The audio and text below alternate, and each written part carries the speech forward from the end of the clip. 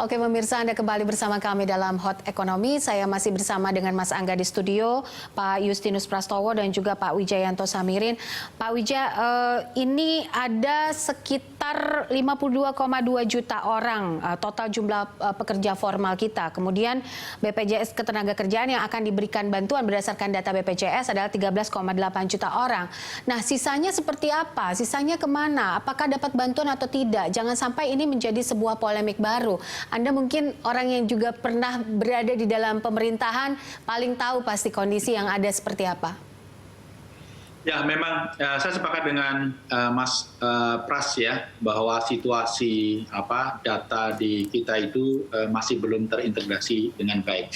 Tetapi kalau kita melihat situasi krisis yang kita hadapi, seringkali rencana yang sederhana tetapi dieksekusi dengan cepat dan dengan sempurna itu jauh lebih bermanfaat daripada rencana sempurna yang dieksekusi terlambat dan ala kadarnya. Jadi apa yang dilakukan oleh pemerintah ini sepertinya menggunakan strategi yang pertama, dan saya setuju gitu ya. Yang penting fokus kepada 13,8 juta ini tepat sasaran dan segera dieksekusi. Karena yang kita harapkan adalah multiplier efek dari ini. Nanti siapapun juga akan terdampak positif karena ada daya beli, kemudian bisnis bergerak. Nah, mereka yang belum masuk dalam 13,8 juta ini, saya yakin sudah tercover melalui berbagai cara. Apakah itu UMKM-nya yang mendapatkan insentif, korporasi besarnya yang dapat keringanan pajak, kemudian pinjaman yang direstrukturisasi, bunga lebih rendah, lebih panjang, dan lain sebagainya, atau program-program semacam PKH, dan lain sebagainya. Jadi melalui satu atau berbagai program, mereka pasti sudah tersentuh. Hanya memang yang 52 minus 13,8 itu juga harus diadres. Kalau yang korporasi rasanya itu nanti-nanti. Tetapi menurut saya sektor informal yang biasanya bentuk badan usahanya ini adalah UKM. Nah, akan lebih baik kalau pemerintah bisa mengadres mereka, mungkin kalau ke pekerjanya agak sulit, lewat UKM-nya. Disalurkan lewat UKM-UKM. Kalau kita belajar dari Singapura, dari Jerman misalnya, ada begitu banyak bantuan yang digelontorkan untuk mensubsidi gaji karyawan melalui korporasinya. Jadi tidak langsung ke individu pekerja. Nah, memang di sini kemudian governance-nya adalah bagaimana memastikan perusahaan atau UKM itu betul-betul mentransfer ini ke karyawannya. Tapi ketika ini diumumkan secara terbuka, misalnya UKM A, UKM B, UKM C menerima insentif dari pemerintah, governance itu akan berjalan sendiri karena si pekerjanya pasti akan menuntut kepada perusahaannya. Jadi menurut saya mekanisme yang semi market seperti itu bisa diterapkan. Tapi terkait dengan rencana pemerintah, saya sangat sepakat digelontorkan dulu saja, kemudian let's focus on next program, gelontorkan, next program, gelontorkan. Begitu.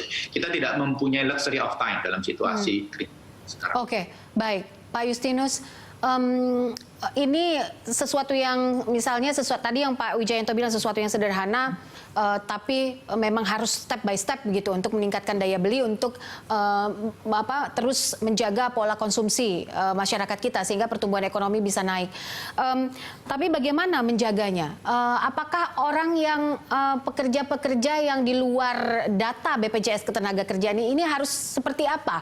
Harus daftar kemana? Harus sabar saja? Harus diam saja atau bagaimana begitu?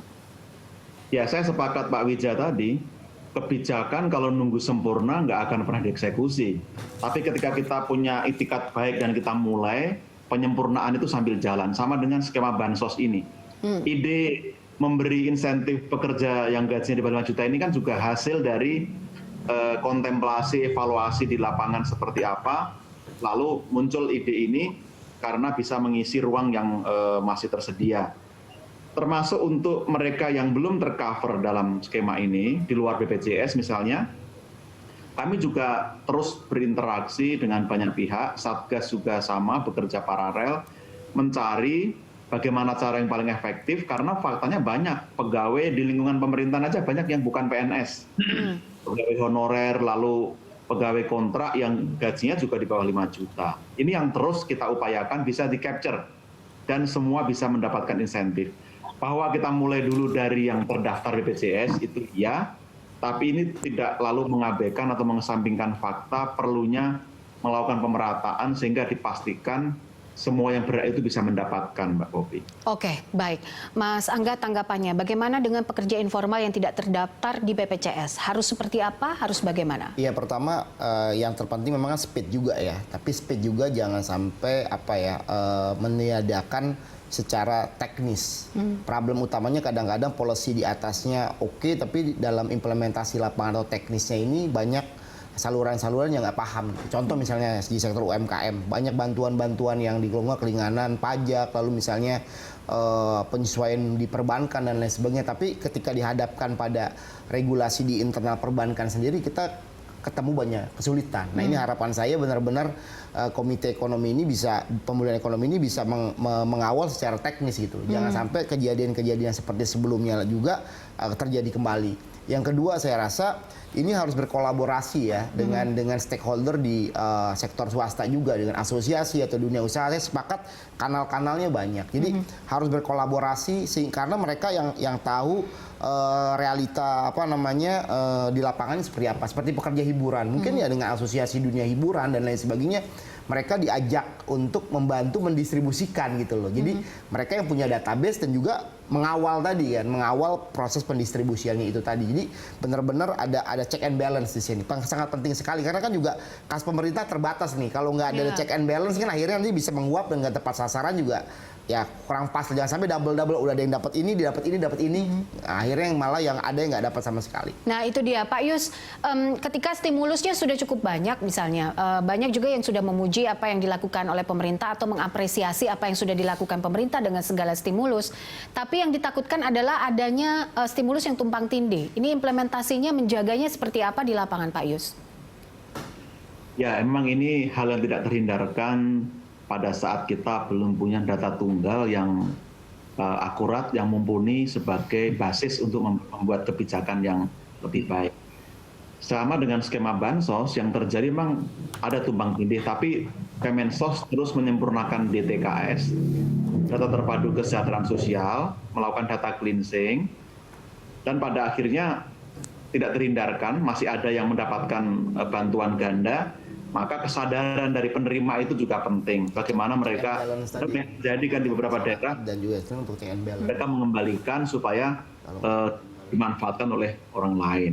Tapi saya setuju tadi Mas Angga, penting ini pengawasan, penting memastikan ketepatan, jangan sampai uang yang sudah dialokasikan cukup besar dan kita juga harus membayar utang ini kalau tidak tepat sasaran dan tidak digunakan dengan baik. Itu saya kira concern kita. Maka penting mendengarkan masukan dari para pelaku seperti ini supaya pemerintah bisa semakin memperbaiki kebijakannya. Ya, soal check and balance tadi yang Mas Angga sempat sampaikan begitu. Apakah sampai saat ini hubungan pemerintah dan juga asosiasi misalnya khususnya dengan juga pengusaha-pengusaha, misalnya tadi pengusaha hiburan, pengusaha event, pekerja seni begitu.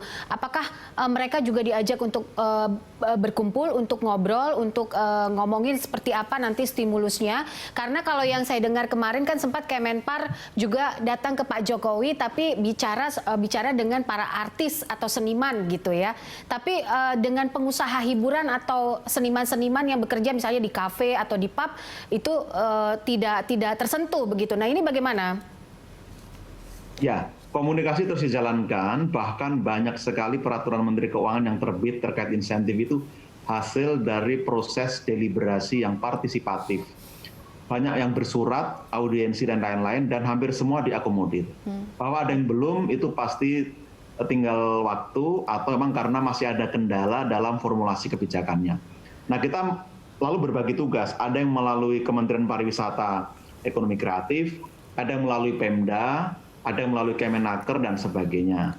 Nah, kami juga terus membuka kesempatan, buka ruang untuk aspirasi. Apabila ada yang belum mendapat insentif, terakhir kemarin industri media Mbak Popi mendapat stimulus yang cukup banyak dan signifikan.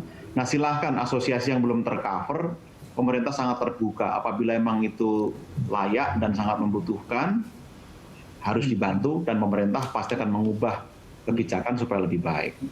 Oke, Pak Wija, persoalan data, persoalan implementasi ini adalah PR ke depannya begitu dengan kondisi stimulus yang sudah digelontorkan oleh pemerintah.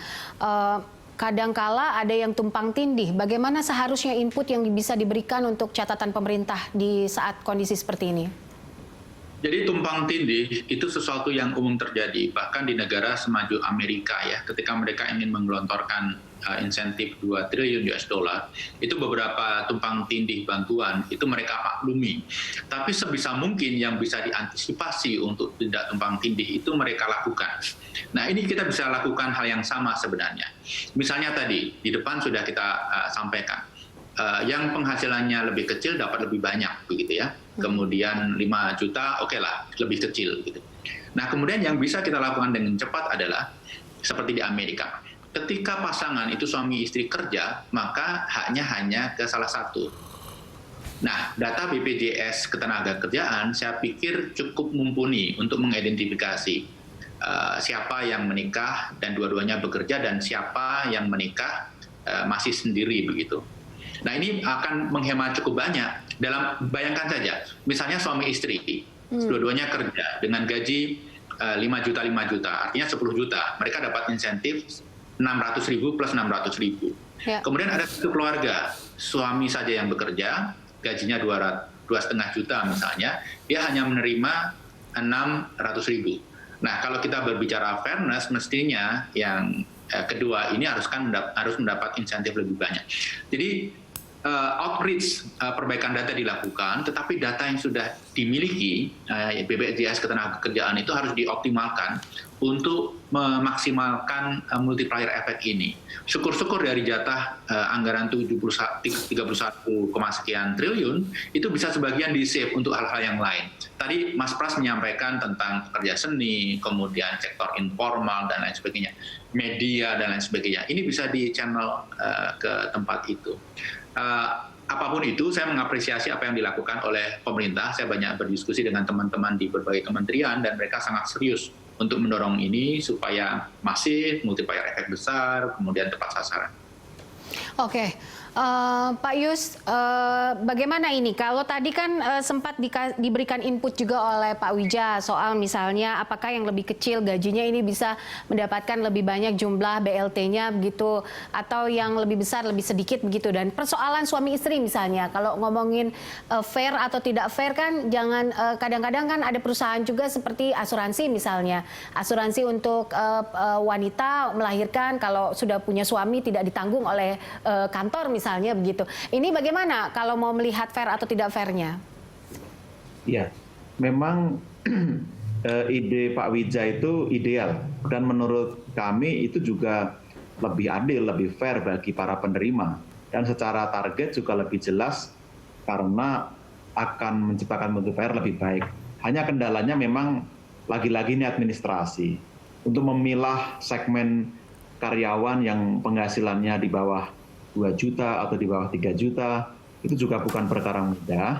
Dan memang yang lagi-lagi kita belum punya adalah data yang terintegrasi, yang terkonsolidasi, termasuk potensi moral hazard nantinya yang harus kita antisipasi, supaya jangan sampai lalu ada upaya mengecil-ngecilkan penghasilan, supaya mendapat insentif besar.